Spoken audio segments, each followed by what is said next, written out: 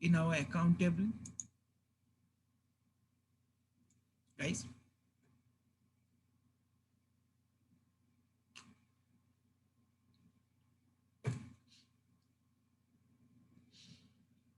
So if I believe the account ID was what?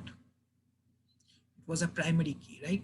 So if I perform select star from account where account ID is this, how many rows at maximum can I get? How many rows at minimum would I get?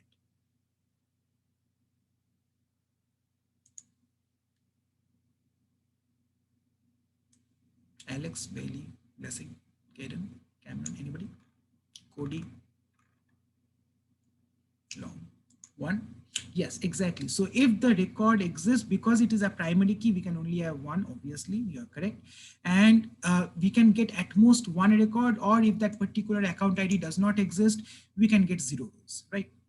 So in essence, in order to search for this, very good. So in order to search for this particular row, if it is a heap structured organization, we would need to scan the entire file system in order to find that particular row, right? And now this will be quite slow, because if it is a large enough database with billions of values, we can imagine that scanning that entire database for every query, and we know that select queries are usually quite frequent. Every time if we want to perform a query that is on a table that has millions or billions of rows, then this becomes really slow, right? And this is essentially called a file scan, essentially, right? Because we are scanning the entire file. So we basically need a way to optimize accesses to this database, even if they are stored in some form of a heap file organization, right? Okay, so this is where your table indexes come in. So this would be slightly important for assignment 4 as well. So it has a few questions on indexes as well.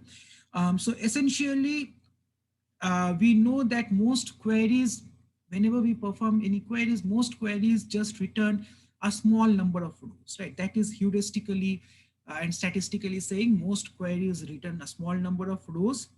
And we basically need a way to make this search faster. So what we can do is build a data structure or maintain a data structure on top of the table, even if it is randomly stored.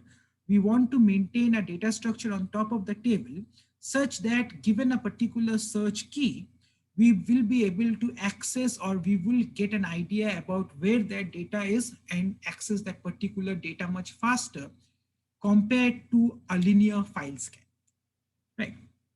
And so this is basically another data structure that we would maintain on top of our table, like most likely a tree structure that would allow us to search for a particular value much faster.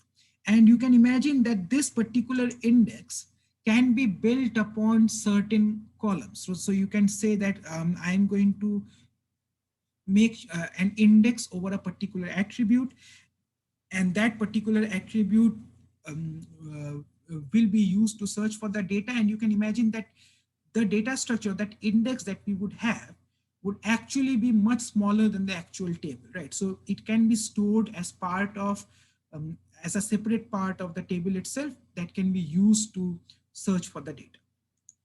Using indexes essentially makes our life much easier, because it allows us for fewer IO operations. We will talk about this in a second, but essentially um, that is what an index is.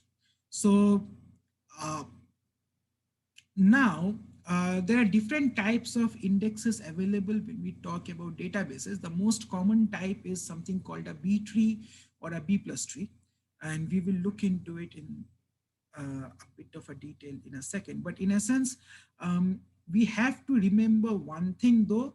I mean, these are details that are for more advanced database classes, but in essence, we need to just keep one thing in mind, that once we have this index built, that is a separate data structure that points to the actual table. Once we have this index built, um, it is really helpful to get data or access data quite quickly. That is one thing. But that also means that any change we make to the table itself, we would need to recompute and re-update our indexes, right?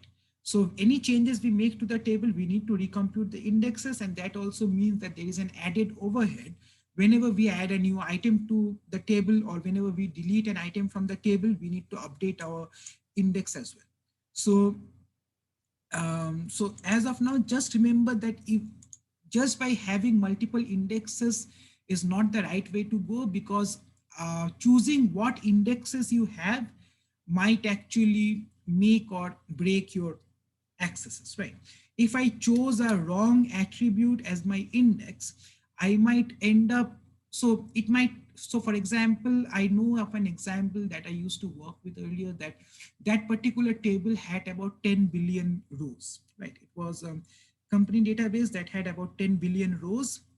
And I actually created an index for that particular table to make my life easier. And that the index, that creation actually took about what, 45 minutes or something to create an entire index for that particular table.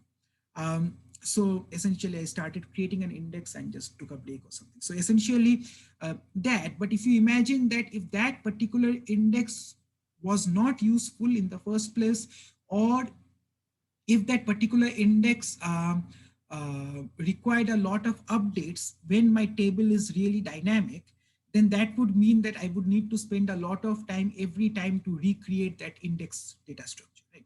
So just remember one thing, that when we create indexes, there are different overheads involved, and indexes are not the solution to everything to make your life easier, but it, if done cleverly, it can make your database a lot faster. Okay, so there are mainly two different types of indexes. One is your ordered indexes, that is your indexes that are in sorted order that we talked about in the sequential file organization type of stuff. The other one would be hashed indexes, where you have your key value pairs. You divide the values into bins and use a hash function to actually point to different areas in your directories or in your files. There are other variations. So for example, you can imagine that there are two more variations on top of those. One would be a dense index and a sparse index. Okay, so let me give you an idea about a bit of more idea about indexes. So um, imagine the case where we have, for example, a book, right? Anyone who has a book, not a PDF copy, but let's say an actual hard copy book. If you go to the very end of the book, usually you have an index of all the things that are discussed in the book one by one, and you have those page numbers for those individual words, right? So where the topic is discussed. So that would be an example of an index. So we are trying to do something that is similar to that, so that if we are searching for a particular thing, we can just look at that index and then find that particular topic that we are searching for in that book using that index. That makes our life easier than compared to just searching through the entire book, right?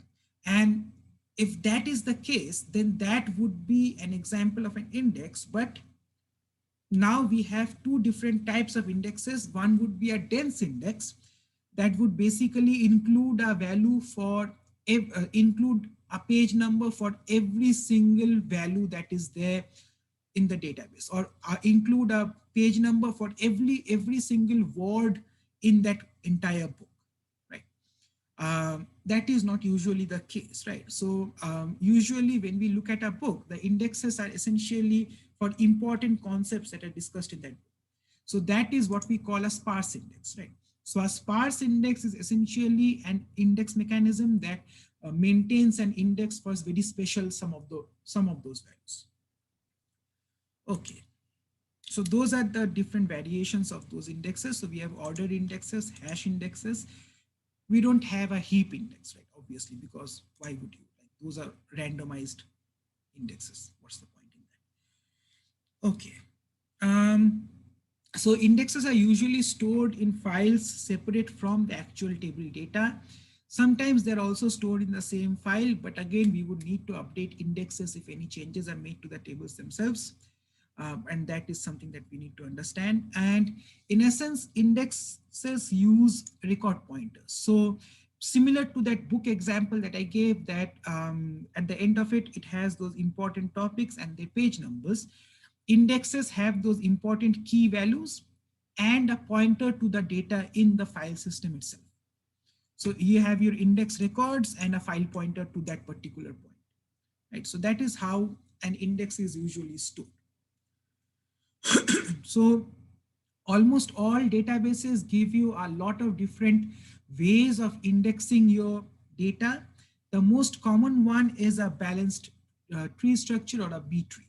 Or in general, when we talk about B trees, we are essentially talking about a B plus. Right?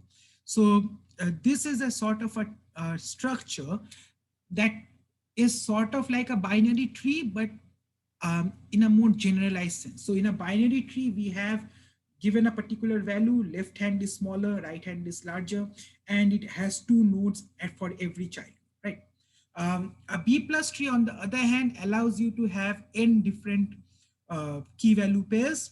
And then for every different value, we will have each pointers and n different children for those sort of data values. So that is the main implementation for indexes when we are talking about heap file organizations. There are other types of indexes as well. Some databases or most databases provide you hash indexes as well. Oracle, Postgres, all of those things provide you hash indexes. They maintain hash indexes for you.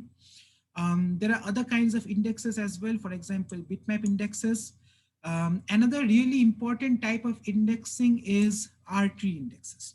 So R-tree is a very specialized data structure that is useful for geospatial data. So for example, remember using Google Maps, Yahoo Maps, or what have you, and you say that, you know what, and you can imagine that searching data in a maps is slightly different than searching data in a database. So how are you going to sort different locations, right?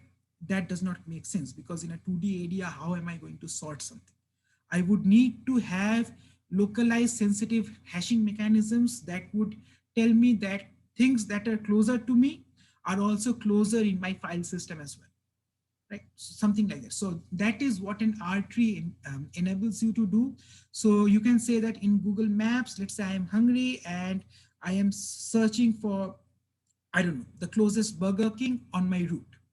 So then you would use something like an R-tree mechanism for your index implementation to make your life faster. Because imagine that Google Maps has just for the nation of US, you would have a lot of data that is being stored for all roads, all locations, and we really want to get the data as fast as possible, right? We really do not want to scan all of those things one by one. All longitudes and latitudes one by one, right? So essentially, we would use something like an R tree that would actually make or create indexes such that anything that is closer to me is also going to be pointed to by my R tree, right? So these are the sort of indexes that are used for geospatial type data. But today we are mainly going to talk about B plus tree indexes. Okay. So B plus tree are essentially a very common data structure. I'm sure that you guys have come across this data structure in your data structures course. So essentially it is a balanced tree. That means that the height of the tree is sort of the main idea is to maintain the height of the left hand side of the tree and the